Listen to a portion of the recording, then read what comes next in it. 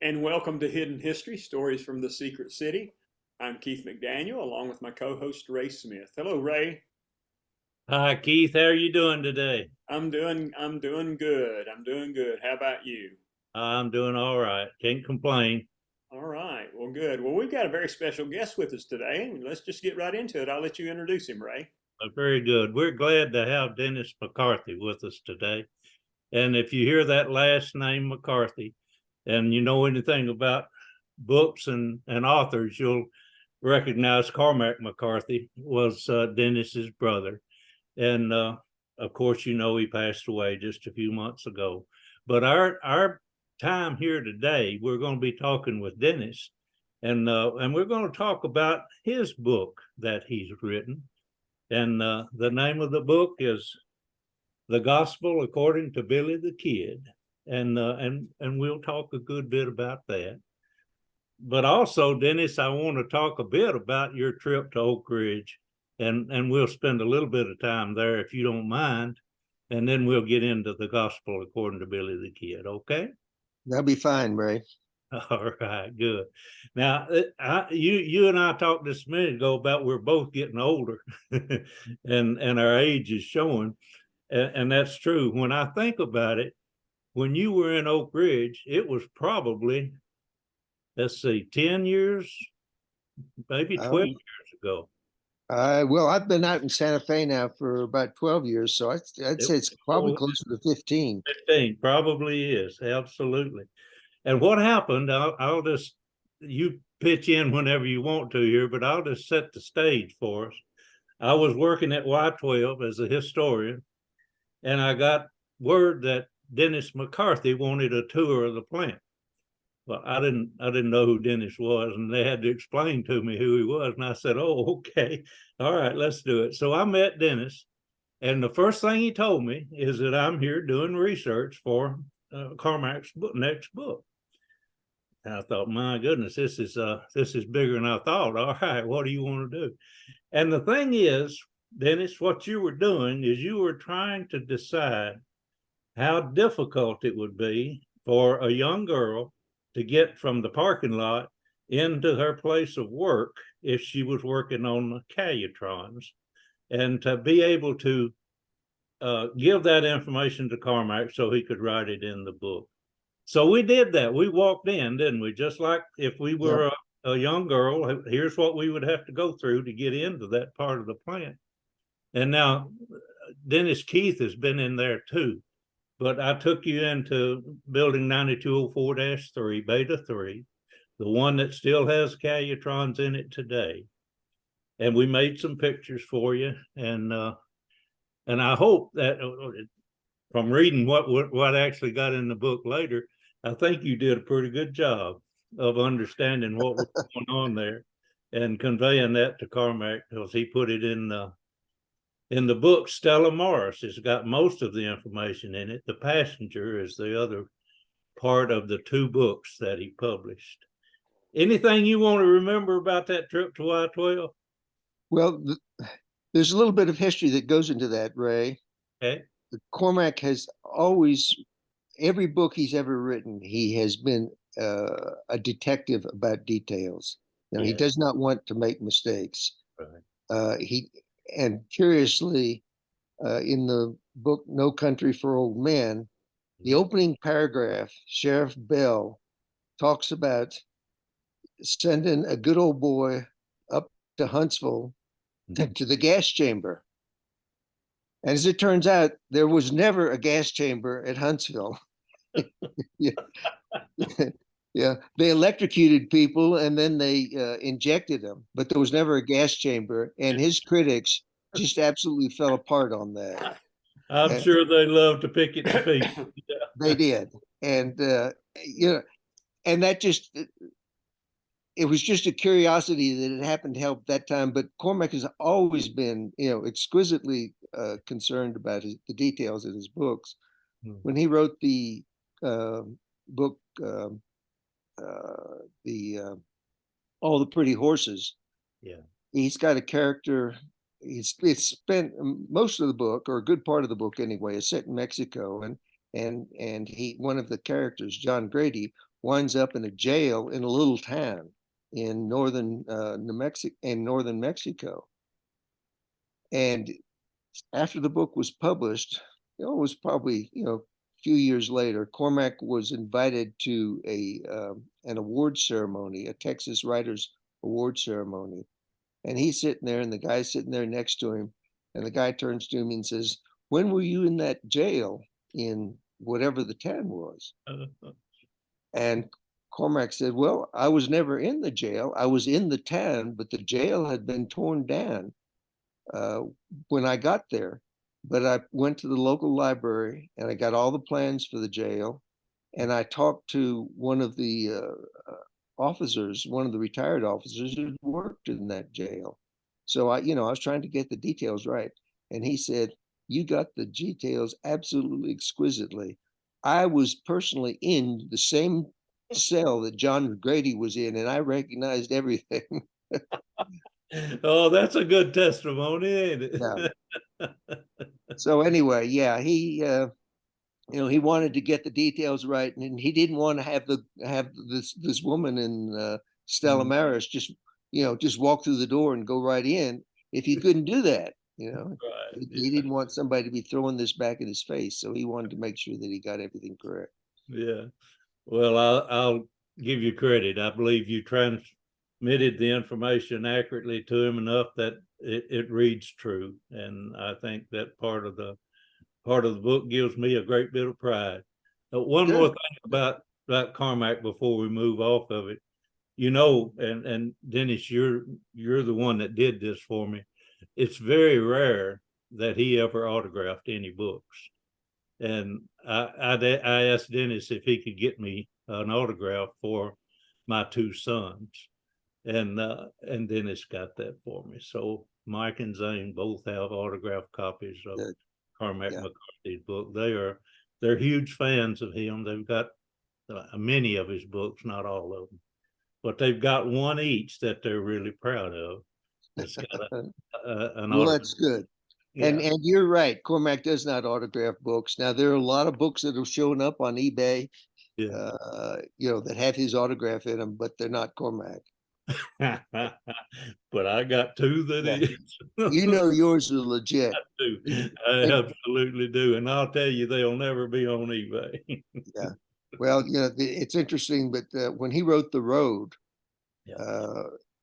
his son John was the young kid in the book, and Cormac has a absolutely fabulous memory, and he remembers everything, and he remembers conversations. He remembers everything that he hears. And he said that John was a co-author of that book, and so he swore he would never sign any books to that except copies that John had. And so he saved out like about 250 copies for John. And of course, they're still in storage someplace, but copies still pop up on eBay from The Road. And we know those are absolutely not legitimate because he never signed any of them. And that's interesting that will happen. I mean, that will happen. I mean, and occasionally you'll find something that pops up on eBay or Amazon or someplace like that that's a signed copy. It's interesting. Ray, I discovered a couple of 3 years ago my Secret City, the Oak Ridge Story, the War Years, the DVD of it. I saw a person sent me a link, said, look at this. This is on Amazon. And it's signed by you, talking about me. Sure enough, it was something that I had signed because I'm not famous. I didn't care, but it was selling for like $100. And I was like, well, if I'd have known that, I'd have signed a lot more and put them up there myself for sale. That's right. Well, it does make a difference. It does make a difference. I got to tell you one more about signatures. We have a labor management breakfast, a prayer breakfast that we've had for a number of years. We hold it in Knoxville, and it's for the Oak Ridge workers and management getting together.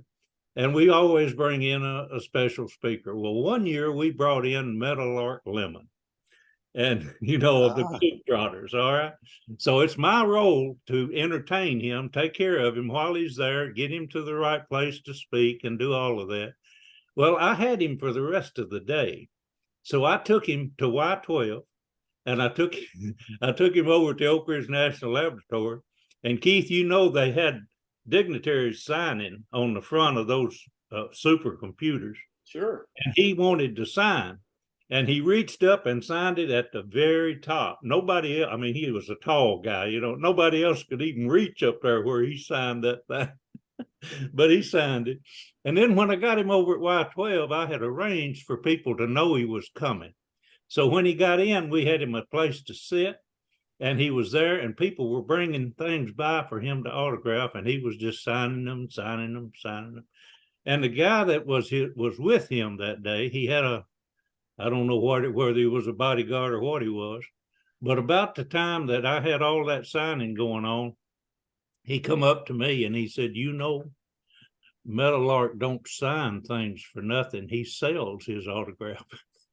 I said, "Oh, I'm sorry. I didn't know that." And I just didn't change a thing. I just let them people keep signing. And as long as he would sign, they didn't have to pay. But that old boy was upset with me because I was giving away Meadowlark's signature. And I don't want to get off track, but I've got one more signing story that just happened recently, so I'm Okay. thinking about it. My son, he and his girlfriend have been going to the Oak Ridge Flea Market on Saturday mornings. Yeah, over at the It's a school, huge high flea school. market, and just have a little nicks and knacks. So he was in here one day, and he said, "Dad, do you have anything that I could take and sell at the flea market?" And I said, "Well, let me look around." So I was looking through some bins and some things such as that. I said, "Here's something, but I'm not sure I want to let it go." I said, "And it probably could do better than at a flea market if I did want to sell it." And he said, "What is it?" I said, "Well, um, um, Dennis, I made a film called The Clinton 12 a number of years ago, and I was fortunate enough to have James Earl Jones as my narrator for it. So I went to New York and recorded James Earl Jones. And so I pulled this thing out, and it was the script that James Earl Jones had used to record the Clinton 12. It had his notes and his markings throughout the script, and he had signed the cover wow. sheet of that script. I said, "Yeah, I don't think that's a flea market item right there if I decided to let it go." But I said, "That's probably something I won't let go." I wouldn't. It was a good move. Yeah, Yeah, it was yeah, a good that's move. probably something. That Clinton 12 was about the desegregation of the Sure. Clinton schools in 56. Yeah, Now, let's change the subject and yeah. let's go to the Gospel according to Billy the Kid, and let me show you that I have a signature from Dennis McCarthy on that one. All right. Well, Ray, that's amazing. There aren't that many books out there with my signature on them. You can buy this book on Amazon for $19.95, and you can probably get $20 for that copy. Yeah, right. I ain't selling it, Dennis. This is mine to keep. I ain't putting it on the market. Well, tell us about how you come to write a book about Billy the Kid. Well, Ray, I've been a writer all my life. Every job I've ever had, I've had, you know, well, over half a dozen different jobs over the years, and you know, and in every one of them, I was a writer. And I was a speech writer for a while when I was working for TVA. I was a lawyer, and of course, as a lawyer, you have to do a lot of writing. I was an ecologist for TVA, and wrote a lot of reports, government stuff. So most of the stuff that I was ever doing was either legal or work for the government. Mm-hmm. And I never thought about writing fiction. One fiction writer in the family is one too many. So I wasn't going to go that way. I wouldn't compete with him anyway. And I certainly wasn't going to try to. Could never dream of writing in the same shadow of Cormac. Oh, But when I retired and I moved out to Santa Fe, I started reading a lot about the Southwest and Southwestern history and reading, and I just happened to get interested in Billy the Kid. He's an absolutely fascinating character, and so I began reading quite a bit about him. Found out that most of the stuff that's been written about him starts out with Pat Garrett's book, The Authentic Life of Billy the Kid. And it didn't take me very long by the time I was delving into it to realize that there was absolutely very little authentic in Pat Garrett's book, that it was basically a novel. And I was just really enjoying it. And I have a good friend, Peter Joseph, who is he's a multi-talented artist, but a wonderful writer, lives in New York, and we correspond quite a bit on email. And finally he said to me one day, he said, "When are you going to write your book? You know, there's more than one writer McCarthy in the family." And I didn't pay any attention to him. I really didn't. But he began to goad me. And, I was thinking, well, I am retired and I've done all these other kinds of jobs, but maybe I should take a hand at trying to write a book. And so I sat down and started writing it, and it turned out to be an absolutely wonderful thing to do. I loved it. And I blessed Peter for getting me started doing it. And so I wrote it, and few people got hold of it. And when I was close to the end, I had no idea what I was going to do with it. I figured, well, at least I'll give it to my kids. And because one of the things I discovered in the writing of it was I learned an enormous amount, not only about writing, because I learned a lot about writing fiction, which I'd never done before, but I learned a lot about myself. And I thought this would be something nice for my kids, because the reality is, as parents, we raise kids and we have a particular role to play, but they don't really know who we are. They don't know they don't know that much about what we think about and so on. We have a different role with them than we have family with friends. And so I thought, well, it'll be there for my kids. And but lo and behold, someone started pushing it, and talked to the University of New Mexico Press, and I got a call then from the guy who runs the press, Stephen Hull, and he said, "Send me a copy. Send me some pages." And so I sent him some pages, and he said, "Send me more. Send me the whole thing." And he absolutely loved it, and he said, "I want to do this." And so it got published, and the press. They entered it in one competition, at least only one that I know about, which was the Arizona New Mexico Book Awards competition, and it won first prize for historic fiction. Wow! So so now I'm an award-winning author. Yes. Absolutely. And your signature is valuable. Hey, yeah, it's worth at least 5 cents for sure. Well, tell us now, don't give away all about the book, but tell us a little about the things you learned when you were doing the research on Billy the Kid, and then how you incorporated that into the book, The Gospel According to Billy the Kid. Well, one of the things I learned early on, Billy the Kid became famous because of the Lincoln County War. The Lincoln County War, it was basically a range war, but there were two sides. There were the cattle barons on one side who had been selling cattle to the government, and then there was a young man named John Tunstall, who was a British fellow who had come down to New Mexico in the mid 1870s, and he became a friend with John Chisholm, and a lot of folks here might know, they recognize the name Billy the Kid, they recognize the name John Chisholm, because if nothing else, they recognize John Wayne, who played him. And and the Chisholm Trail. Of course, there have been a lot of movies about John Chisholm, as there have been lots of movies about Billy the Kid. And so Tunstall was a friend of Chisholm, and they decided. And Chisholm he was a huge cattle rancher, and they decided they could sell cattle to the army, undercut the Murphy, who was a retired. Well, he wasn't exactly a retired army man. He was kind of been thrown out of the army, but he had ex-army at any rate, and he'd been selling cattle to the army. And there was a fort in Lincoln County, and he was selling to them, and they were selling, to the army in general. And Chisholm and Tunstall could undercut his prices, and so a range war started. And Billy had gotten hired by John Tunstall, and the range war itself became fairly famous. And Billy established a reputation early on. He was a young fighter.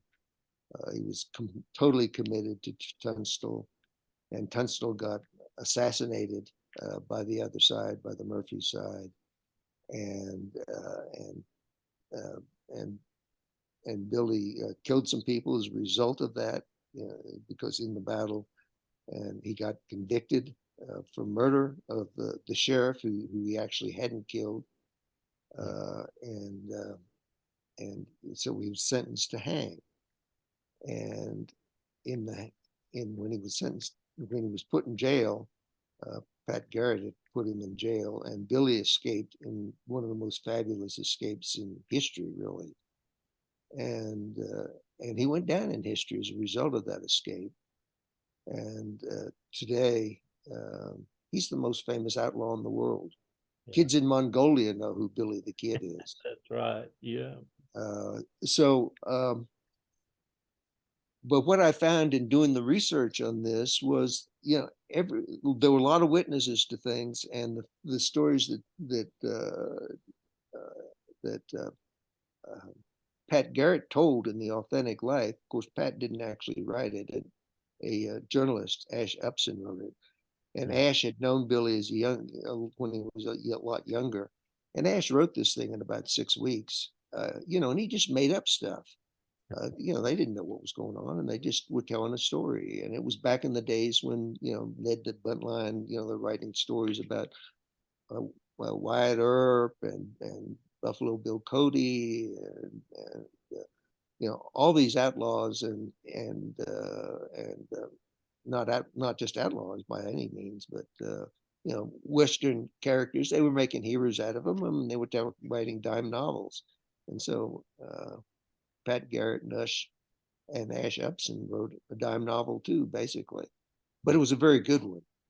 And the reality is, we know very, very little about Billy the Kid. We know about the Lincoln County War, but we don't know about Billy the Kid. We don't know what his name is. We don't know where he was born. We don't know when he was born. Ash Epson said he came from New York. Writers over the years have tried to find Billy Bonney, William Antrim, William McCarthy, all these various names. They've gone through newspapers. They've tried to find who this guy was, and they can't find him anywhere, basically. And there have been, over the years, there have been a few folks who have shown up and said they were Billy the Kid and that he wasn't killed at Fort Sumner. Theoretically, Pat Garrett killed him when he was 21 years old in Fort Sumner. But there were Billy the Kids who showed up after that. And one of the people, it's a long story, and I'm not going to go into the story because it's a very good story, but about a guy named Bill Roberts, who did not claim to be Billy the Kid. I mean, he was, but as it turned out, back in 1949, a lawyer in El Paso who was trying to run down an estate, his client had died, and he was trying to find out who should inherit the property. And so he's trying to find out anything he can, and he gets word about a brother, and he And he goes to see this guy who's a brother, or he thinks he might be a brother, and he's retired and living in Florida. And William Morrison's the lawyer, and he goes to talk to this guy, and he finds out that yes, he in fact is the brother of his client, and he also finds out that this guy knew something about the Lincoln County War, so they got talking about it because Morrison had some family had been involved in the Lincoln County War, and in the course of the conversation, he mentioned something about Billy the Kid being shot at Fort Sumner in 1881. And the guy says, Billy wasn't shot at Fort Sumner. He said, Billy is still alive. Oh my. And he's living in Hyco, Texas. Okay.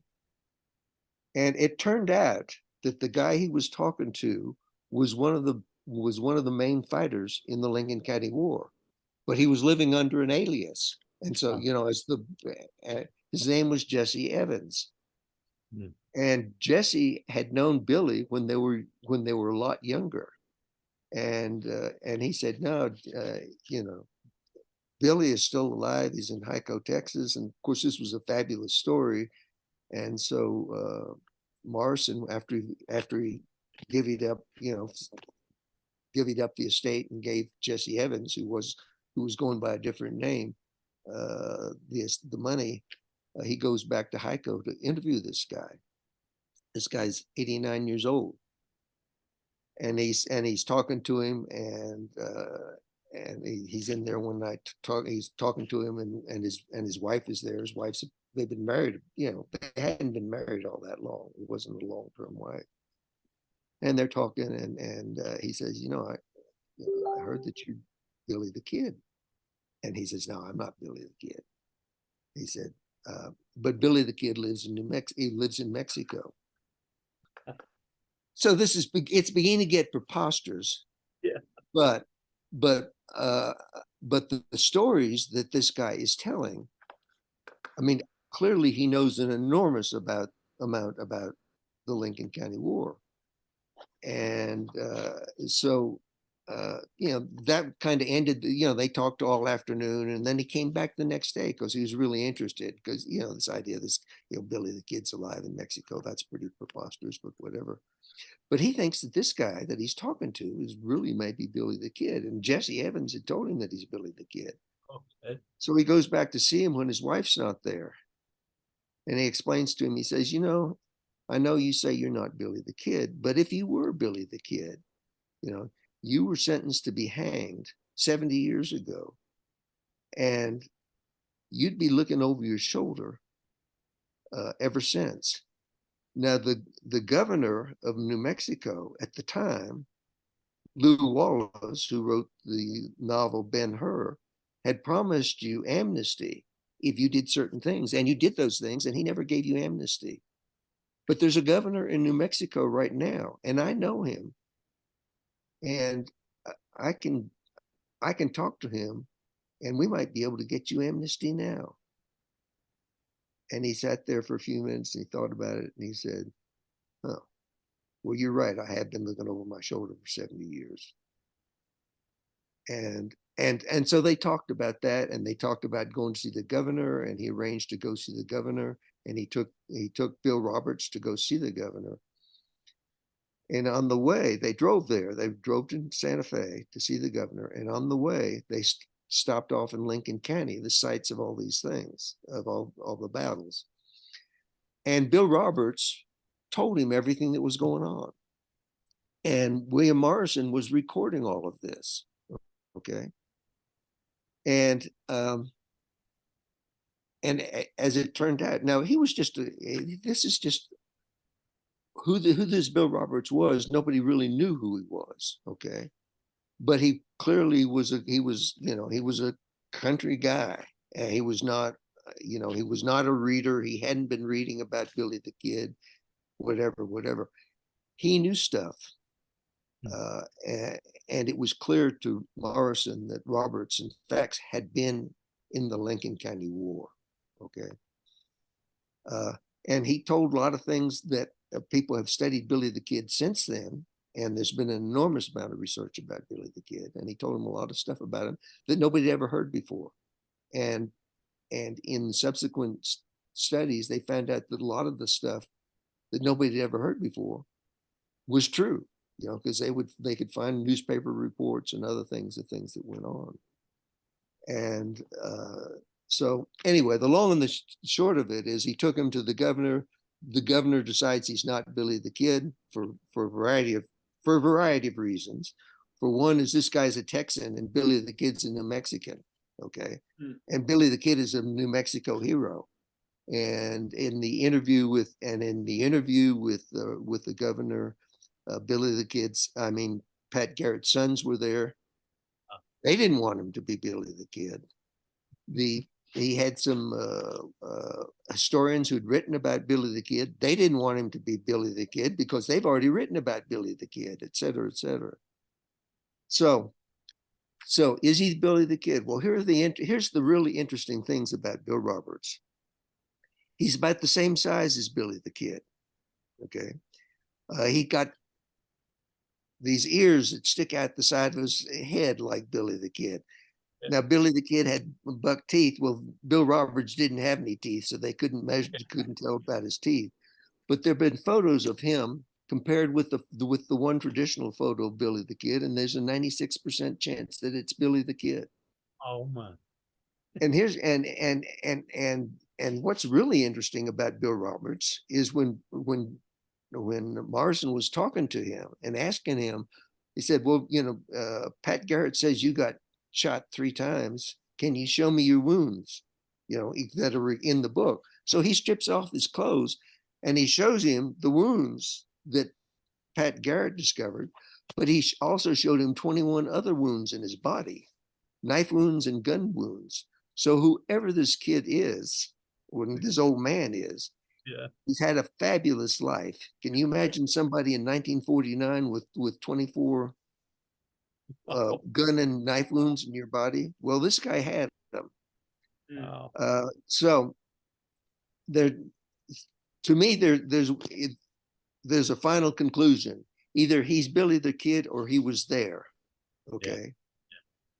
Yeah. And we know everybody who was there. There's been so much research on the Lincoln County War. There's no Bill Roberts. There's a Jesse Evans, okay, who was there, but there's no Bill Roberts. Wow. So that's the Billy the Kid that I wrote about. The Billy the Kid who survived the shootout at Fort Sumner in 1881 and lived on to another life. And so that's the one that I wrote about. And it's a novel. Right. And I absolutely loved writing it. Wow. That's an amazing story. Isn't that amazing? It is. Absolutely.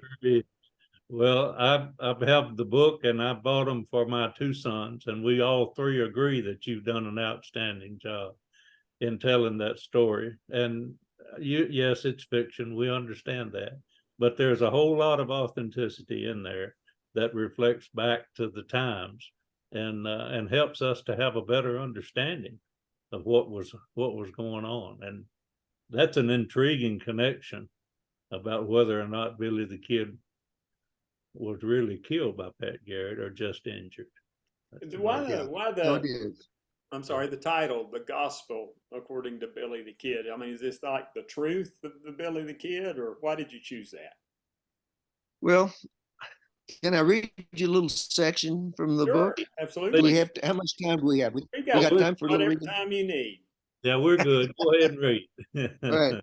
Well, we keep talking about this. We'll be here all afternoon. Go ahead and read to us. Okay. Yeah. Well, this book, the story, The Gospel According to Billy the Kid, it takes place in a bar in El Paso in 1914 at the just as the First World War is breaking out. And Billy has met a guy in the bar, a fellow named Mickey Free, who used to be a scout for the Army, and He hadn't seen him since years earlier. He'd run into him long before the Lincoln County War. He'd run into him, and he met him again, and he wanted to talk to him about Mickey Free's brother that he met. And Mickey Free's brother, as it turned out, had been a monk, a Benedictine monk on the Chama River in northern New Mexico. And there had been a whole series of events that had happened to him. Of course, all of this is fiction. We'll say up front. Now, Mickey Free is not fiction. Mickey Free is a real person. He really was a scout in working for the Army. So anyway, Billy has through a series of events, when he was getting away from New Mexico in the after the shootout with Pat Garrett, he's headed to California. He runs into some trouble. He gets really sick. He's found by some Indians who and the Hirakawa, Hickorea Indians, and they've taken him to a monastery and dropped him off there. And so he spends a little bit of time in the monastery. And in the monastery, he meets Brother Charles and becomes good friends with him. And he's not there very long, but they've had some adventures together. And won't tell you anything about that, except that Billy winds up with Brother Charles's diary. And he's got the diary, and he's had it for years, and he's read it a lot. And he wanted to give it to Mickey Free. And so this is basically when the book is beginning, and he's met Mickey Free, and he's talking to him, and he's telling him about, he's got the diary and so on. And so he's telling a little bit about his own personal history. And so I'll start right there and read you a little piece, which will get you started on the notion of the title. It says, "Here tell I was famous, but I don't know that old boy. He's a product of Pat Garrett's imagination. Him and Ash Epson. They say I killed 21 men. Not if they're talking about hombres I knew. It was 5. I've shot at others, but don't know if I hit any. If you want to include Comanches and Spaniards during wartime, I may have killed 21. I'm a fair shot, and hombres fell when I pulled the trigger, but I wasn't the only fool shooting. Ain't no claiming credit for killing in war anyway." Now I'm talking about killing Spaniards because Bill Roberts was in the Spanish-American War. That's one of the things he talked about. Okay, all right. So now, I ain't proud of killing the ones I knew. At the time, I told myself they deserved it. Well, they didn't give me no choice. I've learned to live with most of it. The first one, though, was my own doing. Joe Grant. I was a banty rooster, and he tried to clip my spurs. We were in Bob Hargrove's saloon in Fort Sumner. We'd been drinking, Joe more than me. He met me at Double Eagle. He'd kill a man before I did. I already had a reputation. Folks had heard stories, like one about me killing a blacksmith in Fort Grant. Wasn't true, but I never denied it. I knew what Joe was thinking, considered ignoring him, but Joe was a bad drunk. I should have walked away. Would have today. I was working on the Chisholm Ranch on the Pecos. Me and 2 of Chisholm's Jingle Bob hands were at the bar when Joe challenged me to a bet. Then he lifted an ivory-handled 6-shooter from his holster, one of the hands, and replaced it with his own Colt with wooden grips. The cowboy was savvy enough to let it slide, but I was a sucker for the challenge. I reached over and lifted the 6-shooter from Joe's holster. "Nice pistol you got there, Joe," I said, as I twirled it on my finger. "Bit fancy, though, even for you." I spun the cylinder and handed it back. He slapped it in his holster. I turned and walked away. What Joe didn't know was the cowboy had fired twice at a jackrabbit coming into Fort Sumner. He hadn't reloaded. When I spun the cylinder, I made sure the next shot landed on an empty case. "Fancy pissant, ain't ye?" Joe said to my back. When I heard the hammer snap, I spun around and ripped 3 shots into Joe's chin. He fell backward, dropping the 6-shooter. I picked it up and handed it to its owner. Joe was right. I was a pissant. I baited him into drawing. Never done that before or since. It still bothers me. Not the 3 shots, though. You could have covered them with the double eagle I never collected. I was an outlaw, not a bandito, just an outlaw, no more than most men. It was hard not to be an outlaw back in them days. You know how it was. Wasn't much alternative, no real law. Governor, sheriff, politicians, all of them crooks. Rest of us shoestringers trying to take back what the bigwigs stole from us. It says somewhere we hang the small thieves and appoint the big ones to office. Sounds about right. My boss, John Tunstall, wasn't no outlaw. His lawyer, Mac McSween, might have been, but I doubt it. The Lincoln County War started when Mac didn't divvy up a dead man's insurance money the way some folks thought he should. They say Mac stole the money. I don't know. He seemed too God-fearing for a thief. Lots of God-fearing men are thieves, but Mac's religion was real. I doubt anyone but Mac knew for sure. Maybe not even him. His wife, Sue, might have known. She once said that when her and Mac left Kansas headed out here, Mac owed some homage $300 that he never paid. So here's the gospel story. Gospel as I know it anyway. Memory's a funny thing. It'll fool you. One of my early memories was seeing my pa coming home to Buffalo Gap with Quantrell after a raid in Kansas. I can see the two of them coming through the high grass as clear as I'm standing there. Pap rode with Quantrell all right, but he never brought him to Buffalo Gap. That don't change my memory none. Buffalo Gap's where I come from. It's in Taylor County now. It was just Texas back then. The things I'm going to tell you happened 30, 35 years ago. I ain't sure about dates. To most folks back then, especially farmers and ranchers, seasons were important. Today, tomorrow, and next week were important, but only for a few days. Folks didn't pay much mind to dates. Lots of folks didn't know how old they were. I ain't sure myself. My story begins on February 18th, 1878. Now, you're probably wondering how I remember that date. It's one I don't aim to forget. It's the day John Tunstall died. So there's you set up for, for the title. Yeah. But then the story takes a little twist, when he winds up in this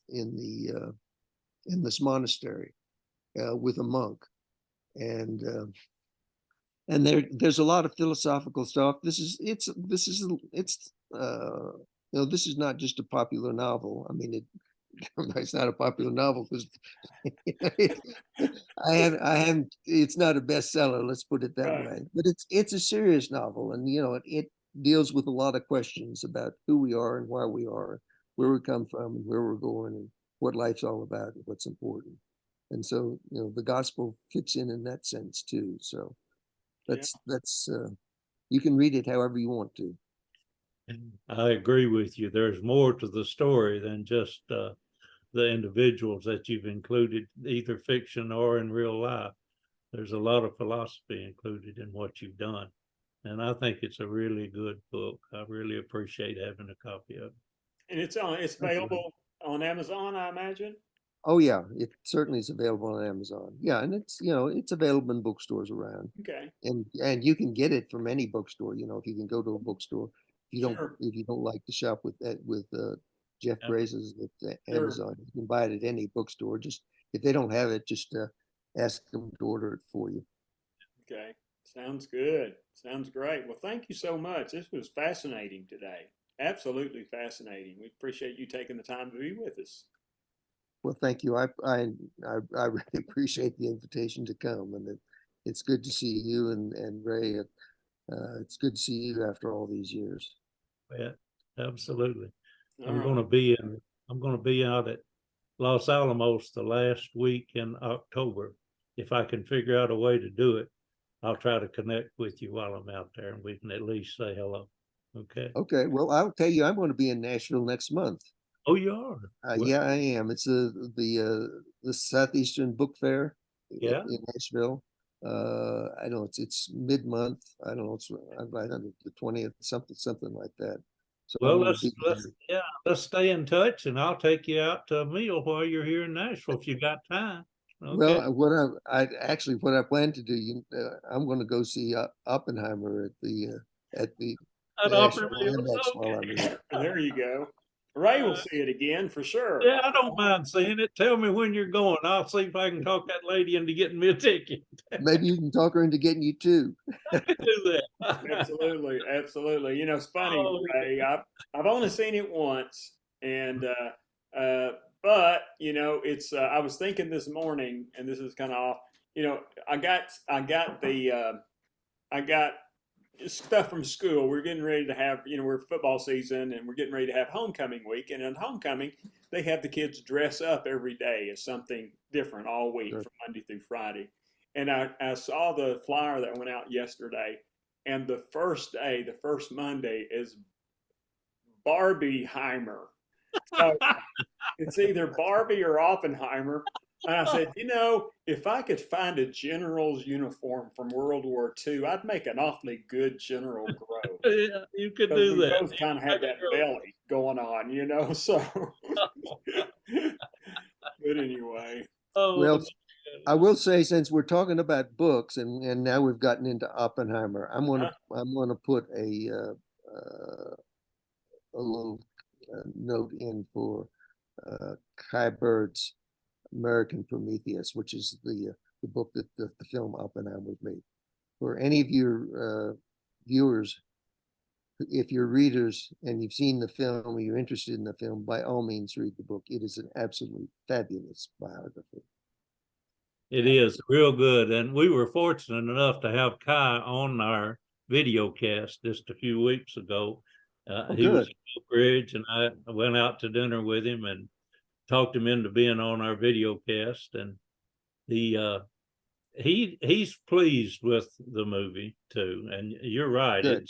it pulls a lot directly out of his book that he co-authored. And that, you know, the other author, Martin Sherwin, was very ill right at the very end. They but he knew before he passed away that the movie was going to be made. So he Oh, got that's good. I didn't realize that. yeah, it took place because Kai tells the story that, you know, it won a Pulitzer Prize right when it first came out. Right. And then they had contact from someone in the filmmaking business wanted to make the movie. And that was, you know, within a year or two. And then it went on and on and on and on, and nobody ever really did anything. And they just became, you know, decided it never was going to happen. And then Christopher Nolan contacted Kai and asked him to come and meet him. And Martin by then was so ill that he couldn't go. But he did know that the movie was being made and that Kai was approving of what was being done. So Good. Good. that's a good part of that story as well. And Kai's pleased with what Christopher Nolan. Well, Christopher Nolan don't do a bad job of anything, as you know. He's a Yeah. filmmaker, All and right. so Very good. Well, Ray, who do we have lined up? And got somebody lined up in a couple of weeks, don't we? I would do, yeah. You know, we had Tim Koth on here just a few weeks ago with talking about the German uranium cubes. Right. He's got a whole lot more that he can talk about up at his University of Maryland, where he has a reactor there, and he's just got a lot that he can share with us. Okay. So we're going to have him on again and let it focus on him. The last time our focus was on the book, The Uranium Club, and the uranium. So this time it'll be on other things that he's doing. Okay. Right. Very good. All right. Well, thank you, Dennis. Thank you again for being with us. We really appreciate it.